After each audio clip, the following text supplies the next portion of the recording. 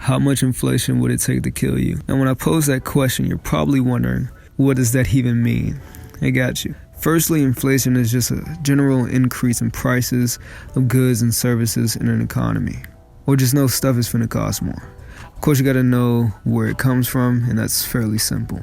Usually, shortages of products causes scarcity, which causes things to be more valuable, technically speaking, and or the demand becomes higher, causing products, once again, to be more valuable.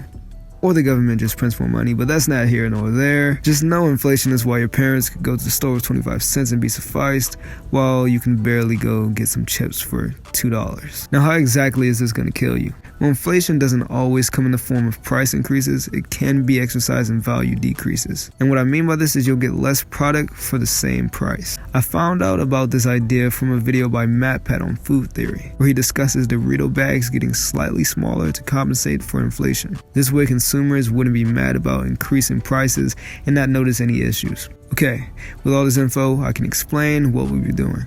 Let's take a scenario where you sustain yourself purely on Doritos. This can probably be done with a plethora of foods, if not all food products. But I'm just going to choose Doritos because that's what we have. And yeah, so we'll take a rate of shrinkflation, as it's being called, of about 5% for every 9.7% of inflation. Because Doritos decreased their size of chips from about 9.75 ounces to 9.25 ounces, which is a difference of about 0.5 ounces.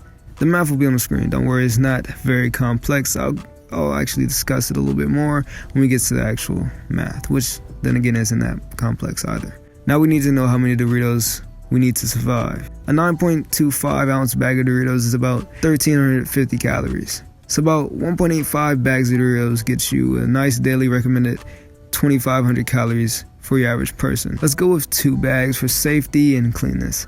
So about 2,700 calories. So now I guess it's time to die. Most sources I've seen say that you need about 1,200 calories a day or more to live. So let's say if we reach 1,000 calories, we die. So some quick maths later, 1,000 calories divided by 2,700, because that's how much we have, and that's how much we're trying to get to. So that's 0.37, or about 37%. We take that 37% and divide it by the 5% that we have for shrinkflation.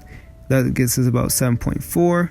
We multiply that 9.7 for every 5% times 7.4, and that gets us 71.78%. That's how much inflation will kill you.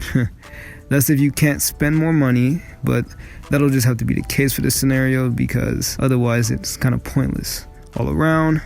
And most people don't just have more money, right? But honestly, you don't need to take this video very seriously. It's just a little fun idea I had and a question I wanted to try and answer. Feel free to point out any mistakes I made in the math or just in the values. I did research, right? But I'm not the best. Could be wrong, so feel free to point that out. Feel free to point out anything that you liked, or just anything you disliked in general, actually. But like I said, if you liked anything as well, go ahead and let me know in the comments. And speaking of liking things, if you enjoyed this video, found it interesting, give it a like, and maybe even subscribe if you want to see more. But with all said, peace out.